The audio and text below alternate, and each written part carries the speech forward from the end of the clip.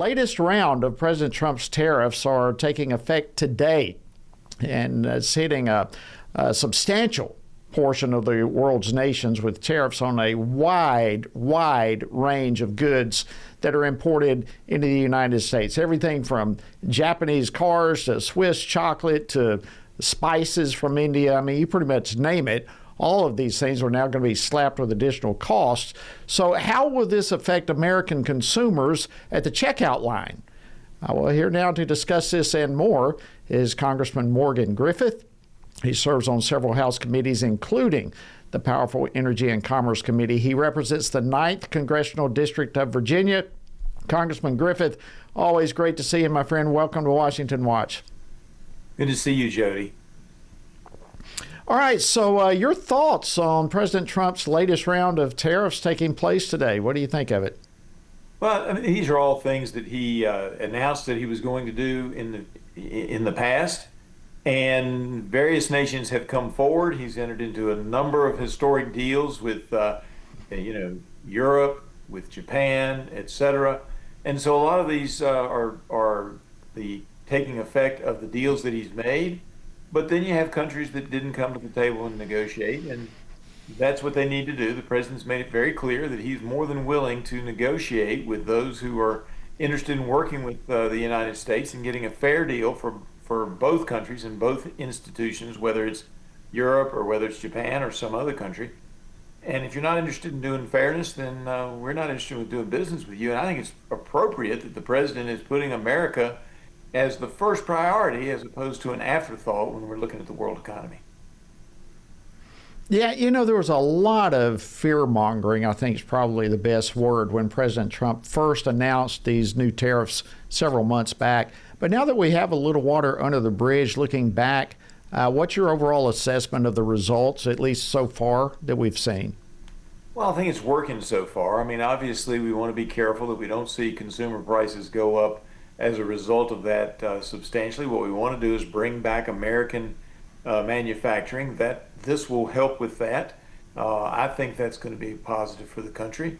And then it just creates a fair system for us to be able to export our products into some of these countries that have previously had unreasonable limitations or unreasonable tariffs on our products. And now we're going to look for more reciprocal arrangements. I think that's appropriate. I think the president's heading in the right direction. Does that mean everything's going to work out perfectly? Of course not. Nobody can guarantee that, as you know. But I do think it's putting America on the right footing for our economy to move forward in years to come. And I think even in the short run, it's going to work out pretty good.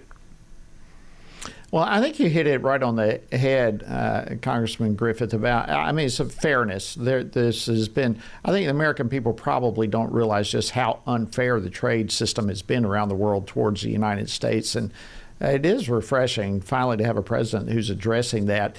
If I can switch gears with you a little bit, earlier today, President Trump announced that he's ordered the Commerce Department to begin work on a new census that will not include undocumented immigrants. Your take on that move?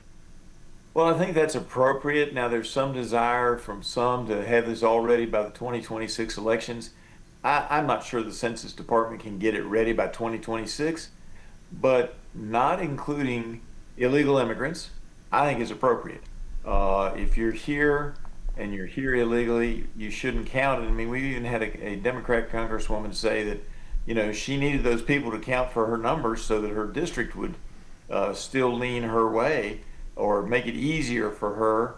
And that's not what the census is about. That's not what the redistricting process is supposed to be about, protecting members. I mean, it's supposed to be plus or minus one person in a congressional district, and plus or minus one person should mean U.S. citizens, not people who have come here illegally.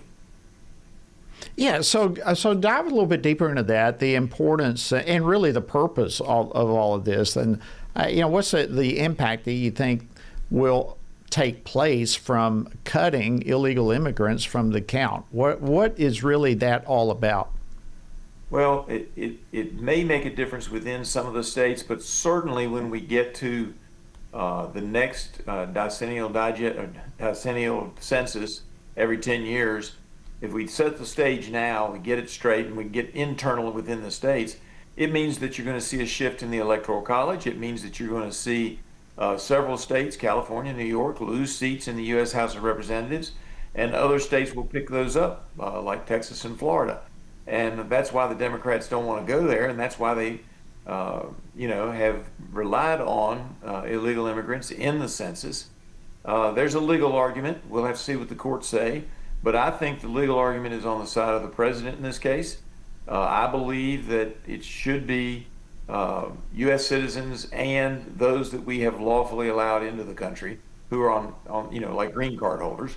I think that's fine to count them, but illegal aliens coming into our country, changing the demographics in such a way that Democrats are able to hang on to a few extra seats in the U.S. House, that's not what the process is about and not what it's supposed to be about. Yeah, and so it all comes down ultimately to political purpose that's been used through the census, and I think you're spot on here.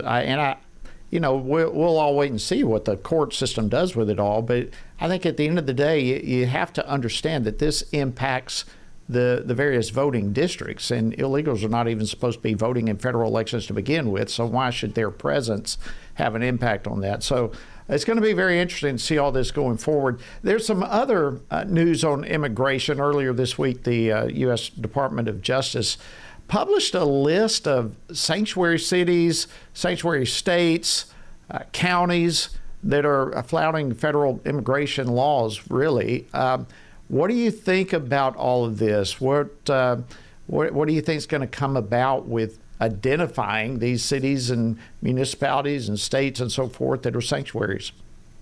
Well, I think it's appropriate. Now, when they first came out with the list, I think they got a little confused and they put a number of counties in my district on there because they had adopted sanctuary status for gun ownership, and there was a little bit of confusion on that, and we've gotten that all straightened out. But if you're giving sanctuary to illegal aliens in our country, then I think this list would encourage people maybe not to go to those cities on vacation, not to spend as much money there. And furthermore, the federal government and Congress needs to take a look at whether or not we should eliminate some of their federal funding. And the reason I say that is that we wouldn't want to take away their federal support for burn grants and things that are helping the police, because in many of these cases, even if the city or the county has gone over to being sanctuary, the law enforcement is still trying to do their job, and I wouldn't want to see them harmed in any way.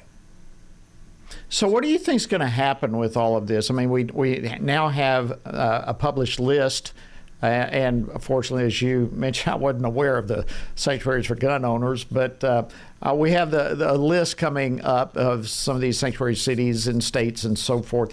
What's the next step? What do you anticipate the Department of Justice to do? Is it going to be, as you just suggested, of perhaps cutting back on some funding of these, or what is going to transpire with this list, you think?